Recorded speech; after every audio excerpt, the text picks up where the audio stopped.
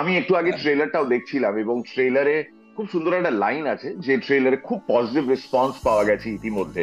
সেখানে চঞ্চল চৌধুরী মানে রুমির গলায় খুব সুন্দর একটা লাইন আছে, বাঘের শুলে 18 ঘা, পুলিশের শুলে 36 ঘা, আর কানা পুলিশের শুলে 72 ঘা। এত ঘা নিয়ে চঞ্চল চৌধুরী কি করবেন?